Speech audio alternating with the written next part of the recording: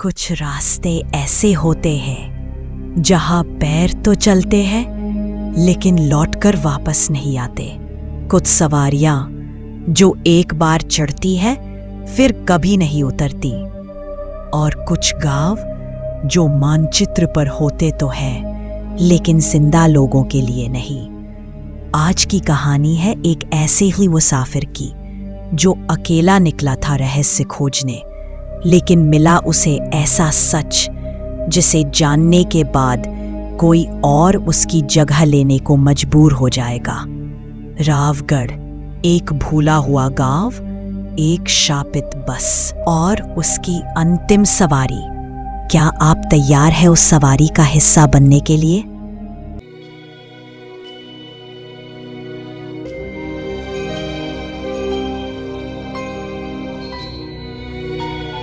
राघव एक अकेला मुसाफिर था। उसे अकेले सफर करना पसंद था। ना कोई साथी, ना कोई रोक टोक, बस एक बैग, कैमरा और अनजान रास्ते।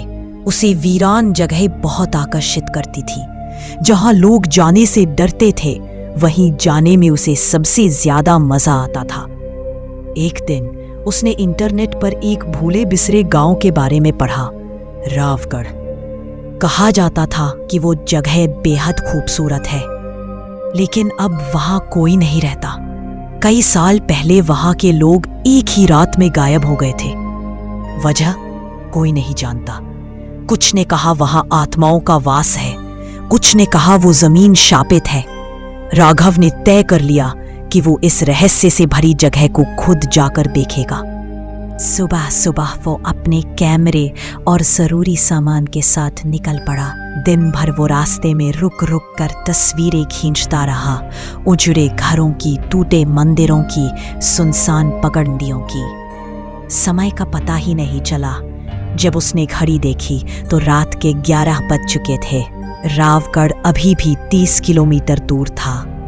उसने एक पुराना संकरा हाईवे पकड़ लिया। दोनों ओर घना जंगल और बीच में टूटी फूटी सड़क।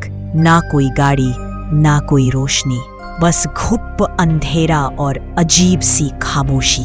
रात के ठीक 12 बजे उसके पीछे से एक पुरानी डबल डेकर लाल बस आती दिखाई दी। धुंध से घिरी, उसकी हेडलाइट्स भी पीली और टिमटिमाती सी थी।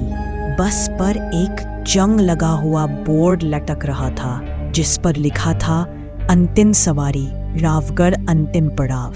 राघव को थोड़ी हैरानी हुई, इतनी रात को इस सुनसान सड़क पर बस। लेकिन उसने सोचा शायद ये कोई लोकल टूर बस हो या किसी पुरानी थीम ट्रिप का हिस्सा। उसने ज्यादा न सोचते हुए रोमांच के मारे उस बस में चढ़ने का फैसला किया। बस के अंदर माहौल बेहद अजीब था। करीब 10-12 लोग बैठे थे, सब चुपचाप, सर झुकाए हुए। न कोई हिला, न किसी की कोई आवाज। सीटें पुरानी थी, बस से सड़े कपड़े और लोहे की गंध आ रही थी।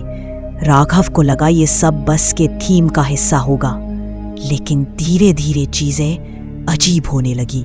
जब भी वो किसी पैसेंजर का चेहरा देखने की कोशिश करता, बस की लाइट झपकने लगती, और जब रोशनी वापस आती वो पैसेंजर वहां से गायब होता। राघव को लगा उसकी आंखें धोखा खा रही हैं। उसने अपने कैमरे से एक फोटो ली, लेकिन फोटो में बस पूरी खाली दिखाई दी, एक भी सवारी नहीं।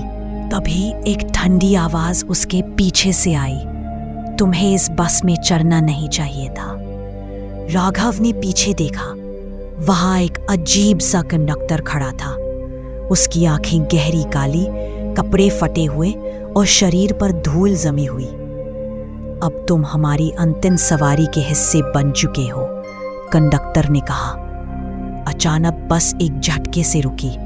बाहर देखा तो चारों ओर सिर्फ अंधेरा था और एक वीरान सा प्राचीन मंदिर दिख रहा था। सारे यात्री एक एक करके बस से उतरने लगे, लेकिन उनके कदम जमीन पर नहीं पड़ रहे थे। वो हवा में तैरते हुए मंदिर की ओर जा रहे थे।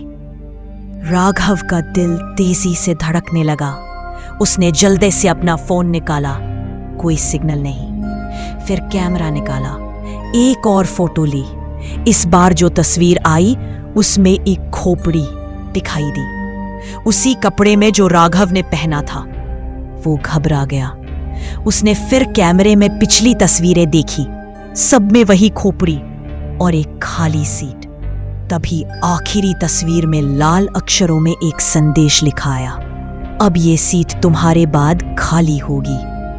अगली सुबह जब कुछ राहगीर उस सुनसान हाईवे से गुजरे, उन्हें एक जली हुई टूटी फूटी लाल बस मिली।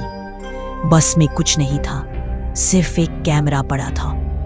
कैमरे की आखिरी फोटो में राघव का चेहरा था, डरा हुआ, और उसके पीछे खड़ी एक धुंधली परछाई।